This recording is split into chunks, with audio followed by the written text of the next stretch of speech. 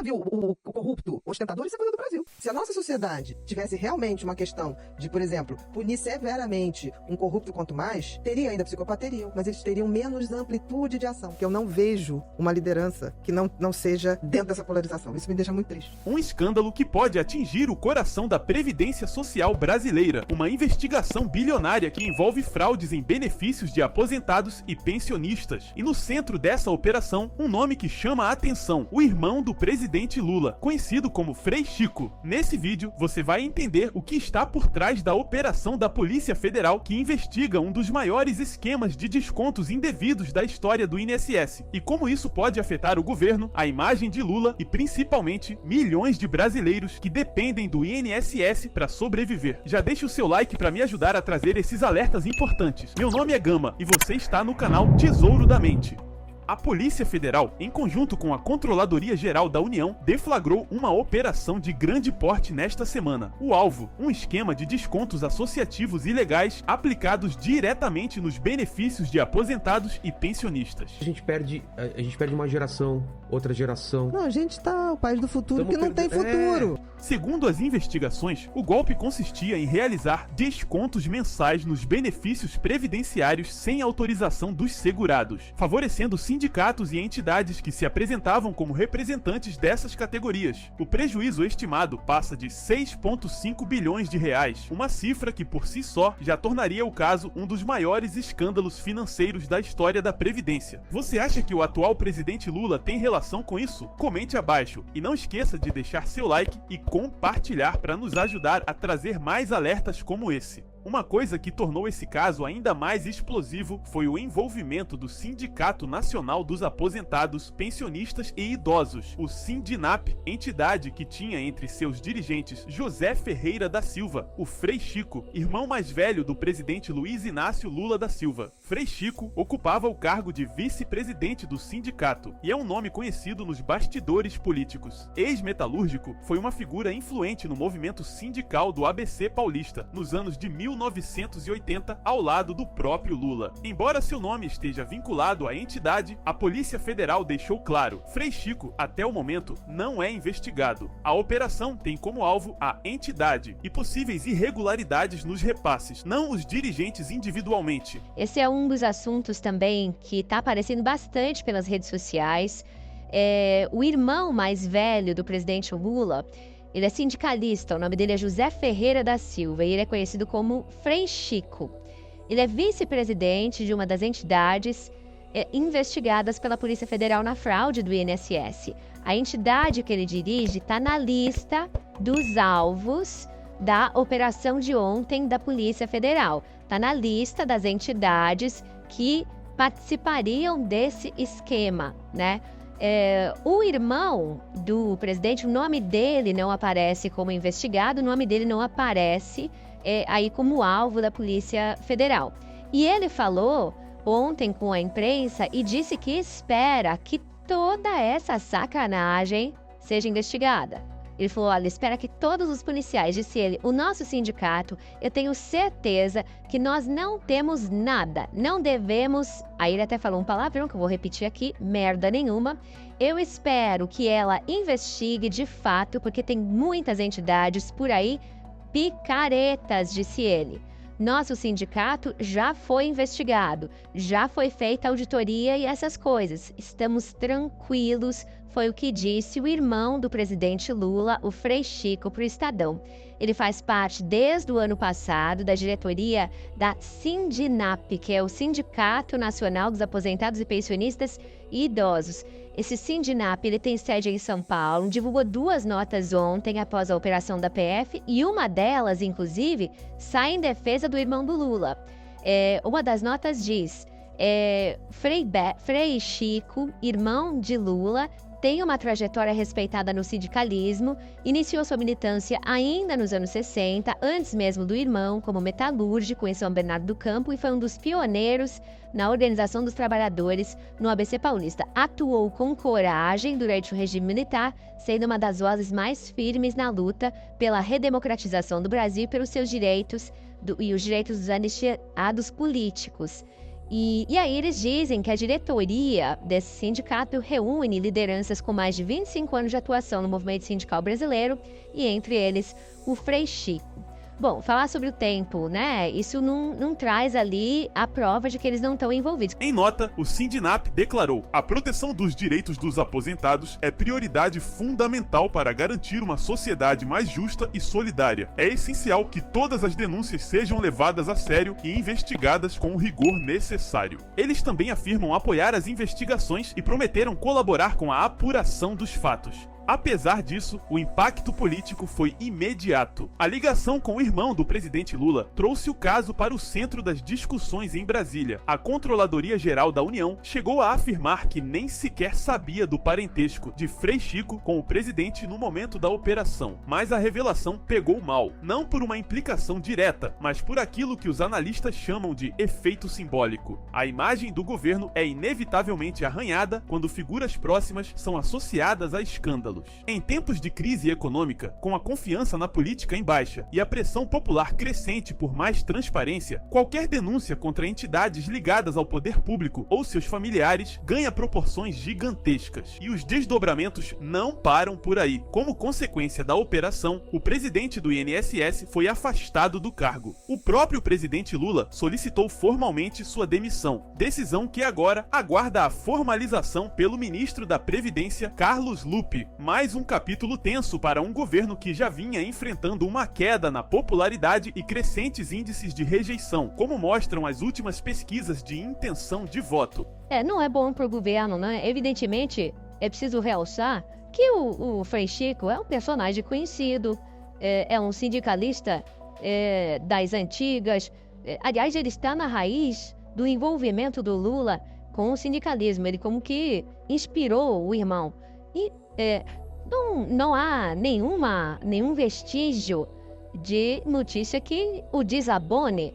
Agora, ele é vice-presidente desse sindicato. Muitas vezes as pessoas exercem esses cargos de maneira honorífica. É possível que ele não tenha, inclusive, um conhecimento na miudeza, ali nos detalhes da atividade do sindicato, esse Sindicato Nacional de Aposentados e Pensionistas. O fato é que o sindicato está no rol de entidades que estão sendo varejadas pela Polícia Federal, e a polícia não faria uma batida de busca e apreensão, como fez nas instalações dessa entidade, se não tivesse indícios de alguma coisa de mal feito realizado pela entidade. Então, há o indício, houve a batida de busca e apreensão, agora é preciso esperar. Foram mais de 200 ações realizadas ontem pela Polícia Federal.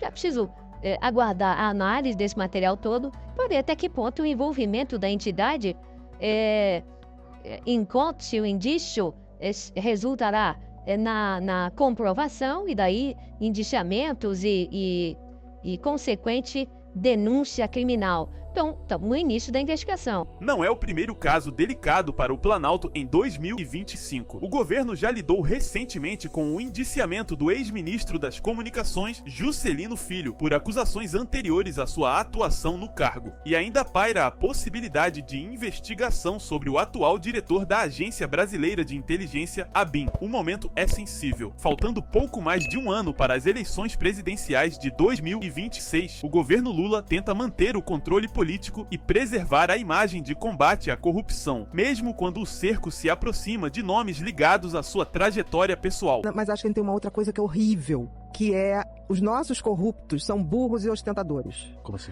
Como assim?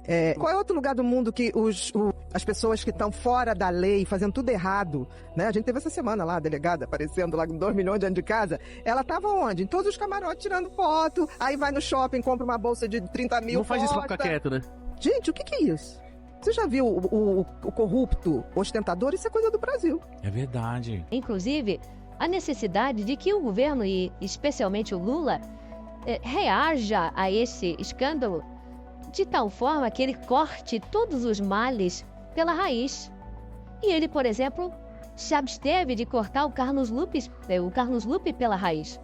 O Carlos Lupe, diante do incêndio, ele jogou gasolina na conjuntura quando ele disse que não deveria ser queimado na fogueira um presidente do INSS que foi afastado do cargo por decisão judicial depois de frangar essa tunga de 6,3 bilhões de reais no bolso dos aposentados. Então, o Carlos Lupe falou de labareda em casa de carbonizado. E está lá no cargo, foi mantido no cargo. Afastaram o presidente do INSS, o Alessandro Stefanuto, cuja exoneração, aliás, o Carlos Lupe disse de manhã que não aconteceria, ele descartou a exoneração. Aí, no final da tarde, o Lula mandou exonerar, mandou publicar rapidamente no Diário Oficial. Agora, o Lula teria feito um bem a si mesmo se tivesse mandado também para o Diário Oficial o nome do Carlos Lupe, a exoneração do ministro da Previdência. Porque não é possível manter esse ministro, porque o ministro ficou nu. O Carlos Lupe hoje está trafegando pela conjuntura pelado. Como é que é possível um escândalo desse tamanho, a pasta da Previdência alertada em 2023, desde 2023, e o ministro permitiu que isso proliferasse? Descobriu-se depois que esse Stefanuto, que era afiliado ao PSB de bola, estava já afiliado, foi filiado agora, meses atrás, ao PDT. Ele mudou de partido porque o Carlos Lupe tinha planos políticos para ele. Desejava fazê-lo candidato a deputado por São Paulo. Então é tudo muito esquisito. E não é possível. Ninguém está dizendo aqui que o ministro passou a mão em dinheiro de aposentado. Mesmo no caso do presidente do INSS, ele está lá, foi afastado a pedido da Polícia Federal, que não o pediria, não faria esse pedido, e a Justiça não autorizaria se não houvesse indícios eloquentes. Mas ninguém está dizendo que ele é culpado. Não, mas o que se está a dizer aqui é que o governo não pode contemporizar com suspeitas. Havendo a suspeição, é preciso afastar. Então, o Lupe, o presidente do INSS, na melhor das hipóteses, foram todos apenas incompetentes. Na pior das hipóteses, foram cúmplices do assalto. E em qualquer das hipóteses, eles devem exercitar o sacrossanto direito de defesa, seja defesa política, seja defesa jurídica, muito longe dos cofres. E o Lula não enxergou isso. O Lula já tem maturidade para verificar que certas coisas não podem esperar no tempo. E ele piscou aqui. Ele errou. Ele errou ao não incluir entre os exonerados o Carlos Lupe. Acho que, na minha avaliação, o Lula não vai se manifestar. Eventualmente, alguém ligado a sindicato, etc., pode até se manifestar em nome do presidente ou a pedido do próprio Sidônio, mas eu acho que o próprio Lula não vai se manifestar. Caso contrário, ele chancela essa conexão. Ele chancela essa linhagem. Esse caso do INSS, que já seria grave pelo montante financeiro, ganha contornos ainda mais relevantes pelo simbolismo político e pela crise institucional que pode gerar. Mas eu vejo que tem uma facilidade, principalmente no governo atual, de criticar tudo que é ocidental, europeu e americano. Acontece... E fazer vista grossa pro que é da China. Todo mundo que faz um discurso anti-ocidental é bem aceito pelo atual governo, e eu critico isso bastante. Inclusive, escrevi diversos artigos no Globo ao longo do último ano falando sobre isso, sobre como o atual governo tem aceitado o que acontece na Venezuela, o que acontece na Ucrânia. Um hospital infantil na Ucrânia foi atingido por um míssil russo. E aí o governo brasileiro faz uma nota, mas sem condenar a Rússia? Como assim?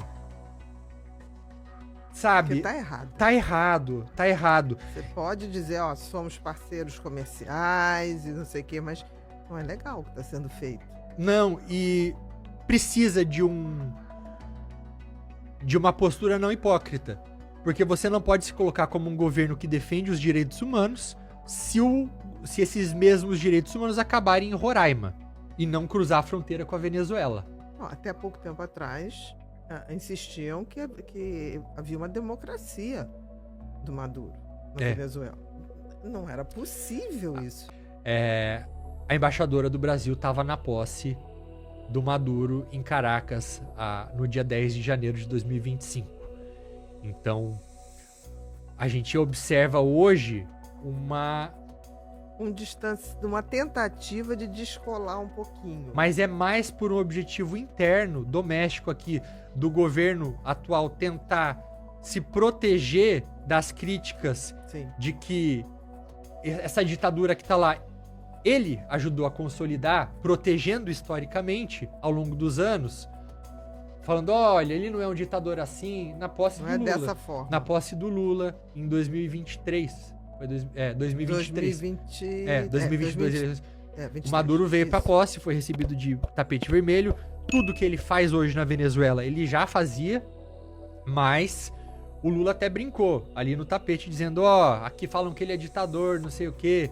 Então, a postura que eu vejo hoje do Brasil é mais pro governo se proteger dos críticos que usam da Venezuela para falar que o governo do PT gosta de autoritarismo, e gosta, porque a Gleisi Hoffmann, presidente do PT, reconheceu a vitória do Maduro, apesar do governo brasileiro não reconhecer institucionalmente, o PT reconheceu. Que é a presidente do partido. Do presidente. Então é quase como se desse aquele biscoito ideológico. Exatamente. Não posso falar, você vai mas lá. Mas o partido fala. Exatamente. E teve também uma reunião, uma cúpula do Foro de São Paulo, que é uma organização de diversos países de esquerda da América Latina, reconhecendo a vitória do Maduro, que foi assinada também pelo governo por uma representante do PT.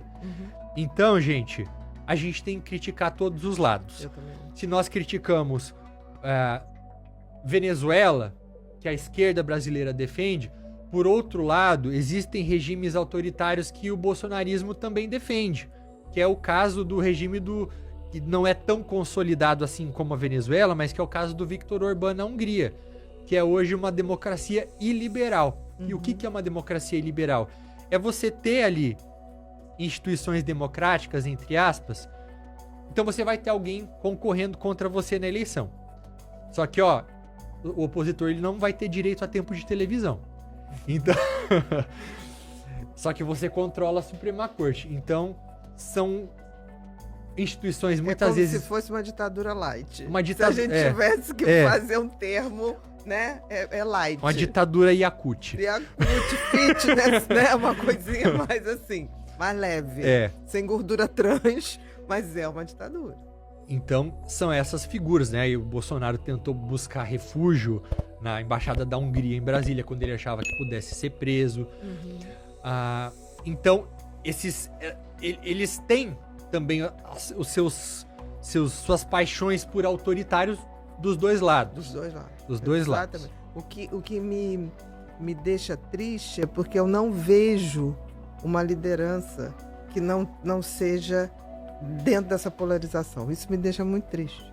Assim, de a gente não ter alguém liberal de centro, mas assim, que realmente consiga olhar para os dois lados e ver o que tem de bom aqui, o que tem de bom aqui, e fazer uma proposta de realmente apaziguar o país. Seguiremos acompanhando todos os desdobramentos desta operação, que já figura entre as mais delicadas do cenário político atual. Porque em uma democracia, nenhuma autoridade, nenhuma instituição e nenhuma família, nem mesmo a presidencial, pode estar acima da lei. O que você pensa sobre tudo isso? Comente abaixo e não esqueça de deixar seu like e compartilhar para me ajudar a trazer esses alertas importantes. E eu gostaria de mandar um salve mais do que especial para nossa assinante premium do canal Tesouro da Mente, nossa querida Antônia Monteiro, que completou 3 meses como nossa assinante e já está no nível Platinum. Muito obrigado, Antônia. Se quer ter acesso a conteúdos exclusivos do canal Tesouro da Mente, ser sempre respondido antes por mim, ter acesso antecipado a novos vídeos, seu nome citado nos vídeos, etc., clique em Seja Membro e torne-se membro do canal Tesouro da Mente. Enfim, mudando um pouco de assunto, mas trazendo algo muito relevante, você sabia que o seu cérebro começa a envelhecer aos 30 anos? E que o estresse, a ansiedade e a falta de cuidados podem acelerar esse processo, abrindo portas para doenças como Alzheimer,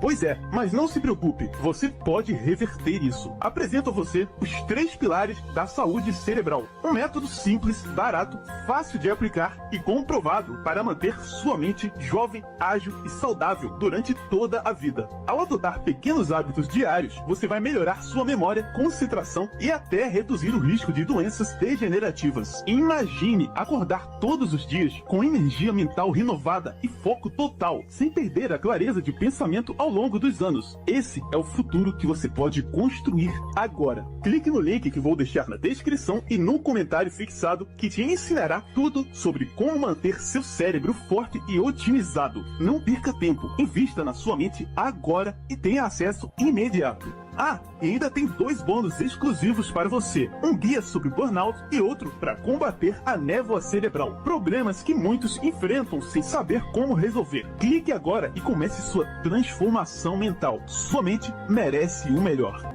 E acesse a playlist ao lado com os melhores vídeos do canal Tesouro da Mente.